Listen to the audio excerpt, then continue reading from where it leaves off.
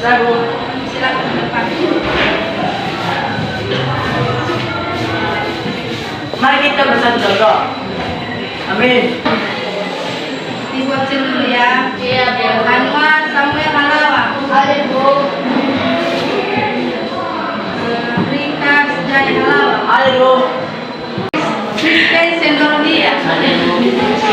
Taylor Angelica Daily. Ada Bu.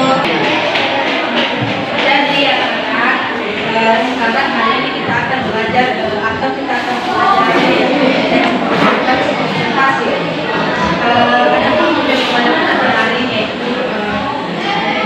Kami mengharapkan agar dapat memahami pengertian dari tes observasi serta memahami ciri-ciri dan struktur tes observasi.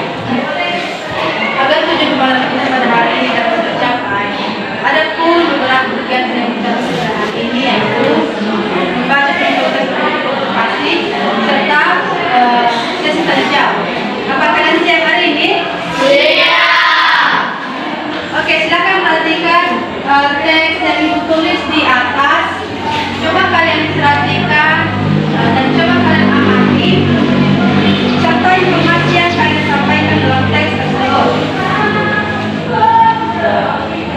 Sudah? Sudah? Oke. Nah, sekarang ibu akan bertanya, apa yang dimaksud dengan teks observasi? Silakan.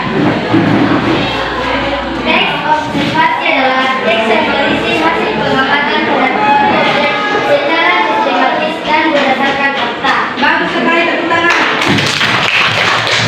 Pasti menyajikan informasi berdasarkan fakta hasil pengamatan bukan dari pendapat pribadi.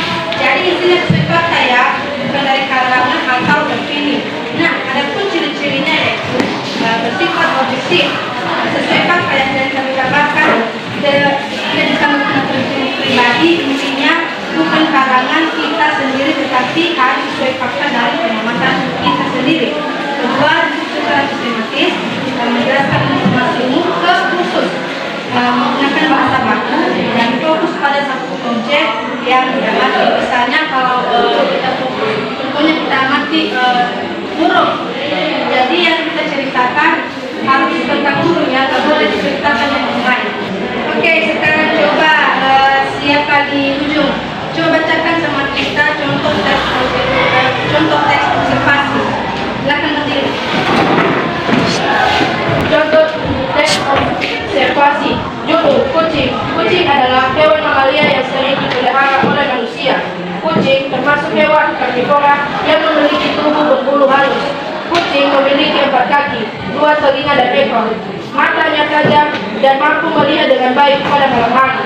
Kucing juga memiliki cakar yang digunakan untuk menangkap mangsa. Kucing bermanfaat sebagai hewan peliharaan dan dapat membantu mengurangi populasi tikus di rumah. Baik, tepuk tangan untuk kalian. Oke, jadi dari contoh teks yang disampaikan oleh teman kalian, ibu mau bertanya. Dari contoh teks kucing, bagian mana yang termasuk pertanyaanmu? Silakan. Silakan. Bagian awal yang menjelaskan pengertian kucing secara umum. Betul. Tepuk tangan.